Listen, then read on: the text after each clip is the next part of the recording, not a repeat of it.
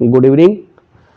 आइए हम 5 नंबर के गणित के प्रश्न पर चर्चा करते हैं। मैं प्रमोद शार्दुल, मैं व्याख्याता, शासकीय उच्चतर माध्यमिक विद्यालय संबलपुर।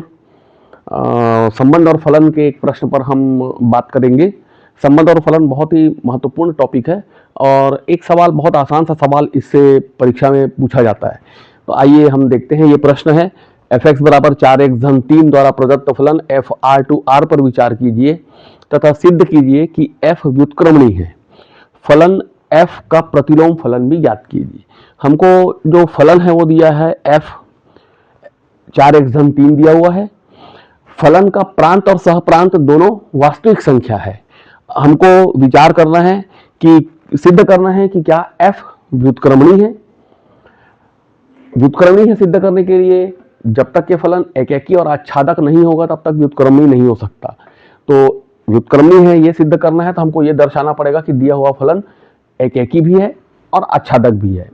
अब एकैकी और आच्छादक के लिए बहुत आसान सा उसका कॉन्सेप्ट है कि प्रांत के प्रत्येक अवयव का सहप्रांत में एक अद्वितीय प्रतिबिंब होना चाहिए। अगर हम ये सिद्ध कर पाए तो सिद्ध हो जाता है कि वो फलन एकैकी है।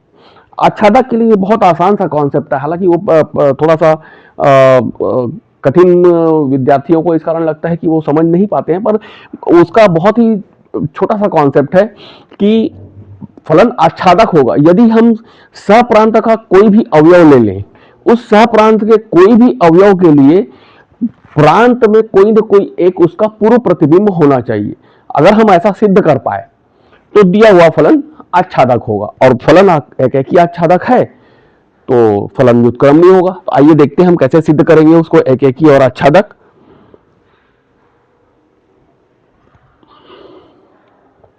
f(x) बराबर 4x धन 3।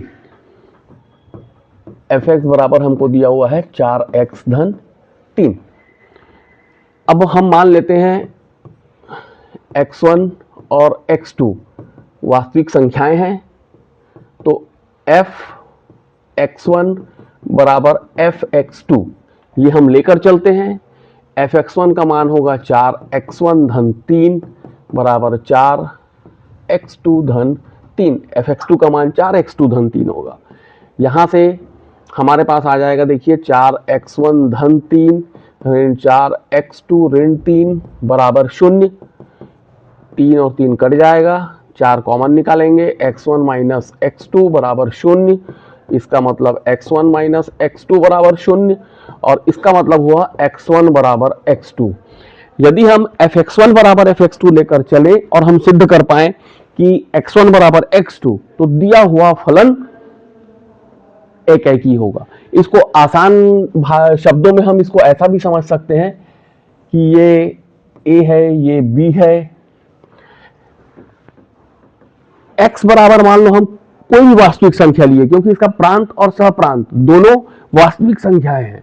अगर हम प्रांत कोई भी वास्तविक संख्या लें, मान लो हम 0 लेते हैं, x मान लो हम 0 लेते हैं, तो f(x) का मान क्या होगा? 4 गुणित 0, 0 धन 3, 0 का प्रतिबिंब 3 होगा। यदि हम 1 लेते हैं, x का मान 1 लेते हैं, तो 4 एकम 4 धन 3 7 होगा। यदि हम ऋण 1 लेते हैं तो ऋण 4 धन 3 ऋण 1 होगा। ये हम देख रहे हैं कि प्रांत के प्रत्येक अवयव के लिए सहप्रांत में एक अद्वितीय प्रतिबिंब है जो कि सिद्ध करता है कि दिया हुआ फलन एकैकी है। तो हम लिखेंगे इसलिए f एकैकी है। अब हमको सिद्ध करना है कि ये फलन आच्छादक भी है।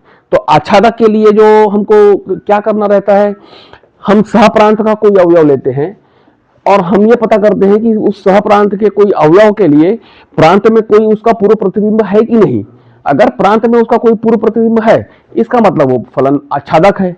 आइए देखते हैं, हमारा फलन दिया हुआ है f(x) बराबर 4x धन 3। f(x) मतलब y बराबर 4x धन 3। यहां से हम 3 को इधर पक्षांतर करेंगे तो 4y ऋण 3 बराबर हो जाएगा 4x। इसका मतलब x बराबर हो जाएगा y ऋण 3 बटे 4। हमारे पास x का मान आया है y ऋण 3/4। अब y और x क्या है? x जो है वो प्रांत का अवयव है, y जो है वो सहप्रांत का अवयव है। सहप्रांत और प्रांत दोनों वास्तविक संख्याएं हैं। हम ये पता करने की कोशिश करेंगे कि y कोई भी वास्तविक संख्या ले। यदि हम y कोई भी वास्तविक संख्या लेते हैं तो क्या x भी वास्तविक संख्या आता है? मान लो y का मान हम लिए 1, y का मान 1 लिए तो ये आ जाएगा 1 ऋण 3 ऋण 2 ऋण 2/4 ऋण 2/4 मतलब ऋण 1/2 जो कि वास्तविक संख्या है।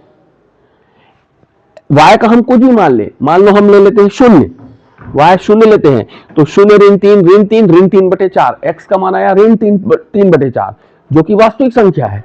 y कोई भी वास्तविक संख्या ले तो x भी एक वास्तविक संख्या ही आएगा, जो दर्शाता है कि सहप्रांत के प्रत्येक अवयव के लिए प्रांत में एक पूर्व प्रतिबिंब है, जो सिद्ध करता है कि यह फलन आच्छादक है।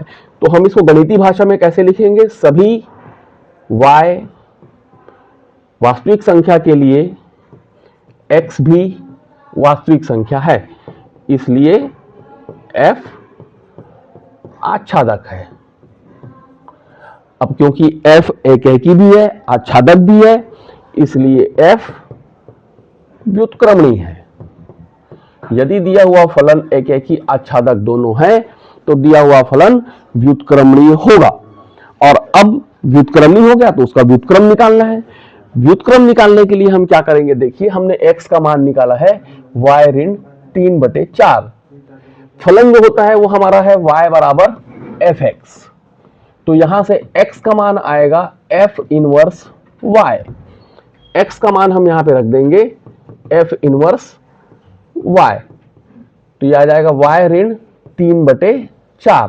अब इस y को x से हम प्रतिस्थापित कर देंगे तो दिए हुए फलन का व्युत्क्रम आ जाएगा x ऋण 3/4। यही हमको करना था, ये इसका व्युत्क्रम है और ये सिद्ध करता है कि दिया हुआ फलन एकेकी और आच्छादक है।